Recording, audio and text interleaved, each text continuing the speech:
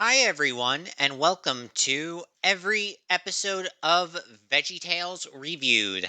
I'm that media guy, and I'm here to answer your questions about the quality of talking Christian vegetable television. Today, we have the subject of Episode 5 Dave and the Giant Pickle. Now, in case this title was not obvious, this episode is an adaptation of the story of David and Goliath, a tale from the Old Testament just like what we had with the previous episode.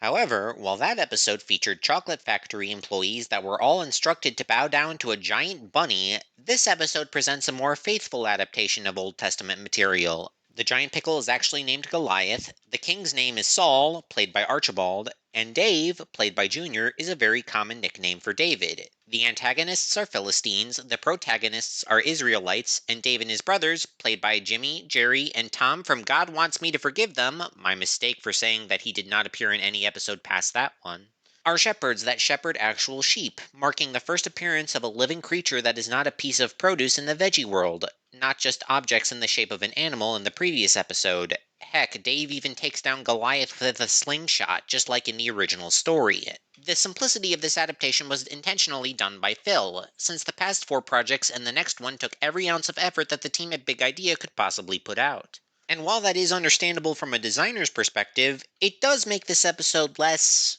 shall I say, enthralling to return to. To be honest, this episode has a bit of the opposite problem that the previous episode had. While Rack, Shaq, and Benny felt a little bloated due to added scenes like a chase scene through the corridors of a chocolate factory, this episode feels a little slight in how it isn't overly ambitious in its design. But that's not to say that this is still not an episode of VeggieTales. The usual veggie touches make their way in there in the form of new characters. While the pickle that is Goliath would disappear for a very long time, the two main French peas that represent the Philistines would come back several times because they are a very enjoyable presence. Jean-Claude and Christophe P are what you would expect from hammy villains with French accents, and their next appearance would not deviate from that at all, except with Christophe being replaced by Philippe, played by Phil. But their future appearances would play up their more positive, upbeat sides, and I feel like that is to the benefit of the design of the characters, even if they still work really well in this episode. But of course, if we are going to talk about new characters, we have to bring up a certain alter ego that appears in this episode that would become more popular than the creators would have ever imagined, and that character is, well, he is that hero. They call him LarryBoy. In this episode, LarryBoy is really just plain old Larry in a costume pretending to be a superhero so that he can feel special. The message in this episode is about how everyone is special just the way they are. This is displayed in the main story by Dave, the smallest of all his brothers, taking down the giant Goliath, while none of his brethren could muster up the courage to even attempt to do so.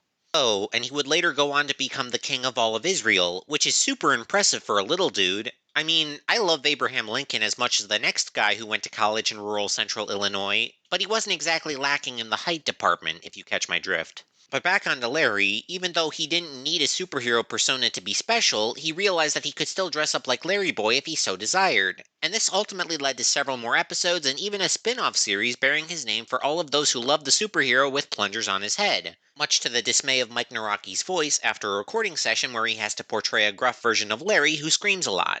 Yeah, I'm sure he didn't love that. He apparently does love his lips though, or his tongue, as the original version of the silly song apparently went. What started as an excuse for Larry to yodel ended up becoming an excuse for Larry to do scat.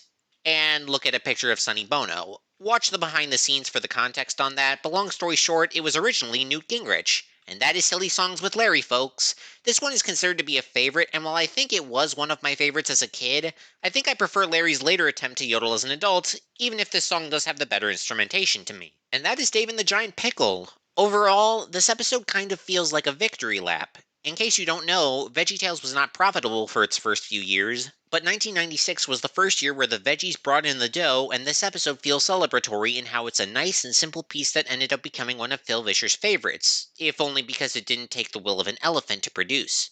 And while that makes this episode not one of the standout episodes of the show, at least for me, there was still hardly anything to complain about here.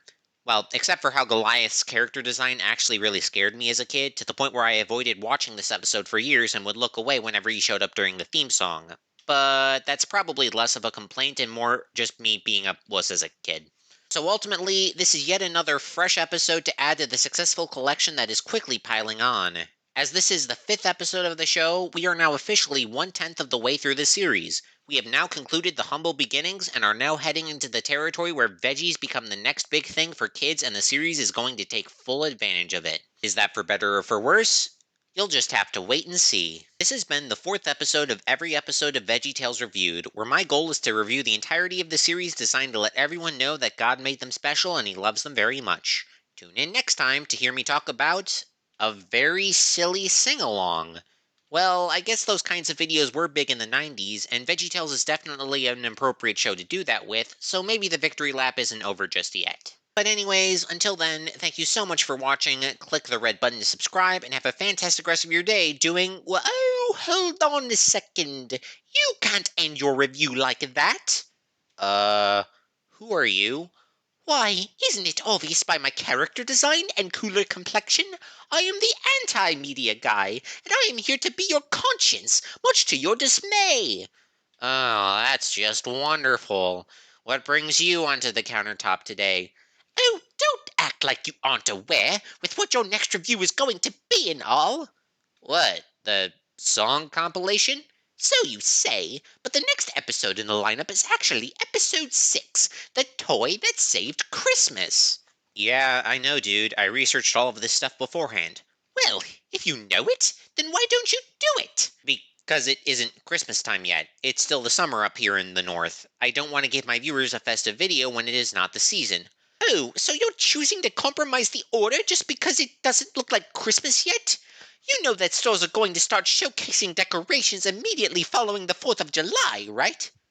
What's your point? My point is that if you're going in order, breaking that order just because you feel like the time is not appropriate is not a good excuse. What are all the avid VeggieTales fans going to think when they discover your channel, and the order is not what they expect? Is it worth changing it just for the arbitrary seasonal timeline we follow every year? I'm guessing I don't need to answer that question because you are going to answer it for me.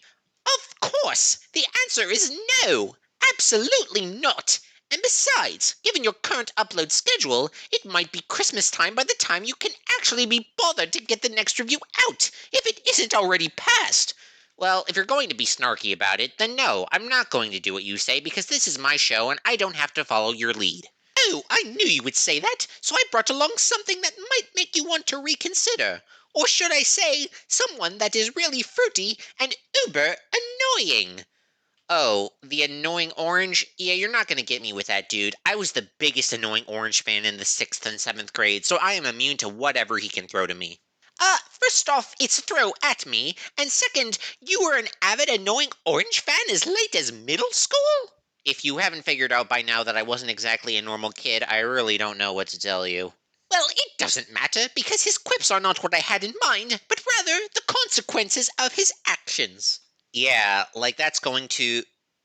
Uh, actually, what do you mean by that? Because I don't know, oh, oh, oh, oh, no, no, oh, no, no, no, no, no, no, no, no, no, stop! Alright, I'll do the Christmas episode next. Stay tuned for my review of The Toy That Saved Christmas. Until then, thank you so much for watching. Click the red button to subscribe, and have a fantastic rest of your day doing whatever. Is there something else that you would like to say, anti-media guy? Yes, have you noticed that you have received a lot of views on your videos about Pie Guy rules? What, it's true?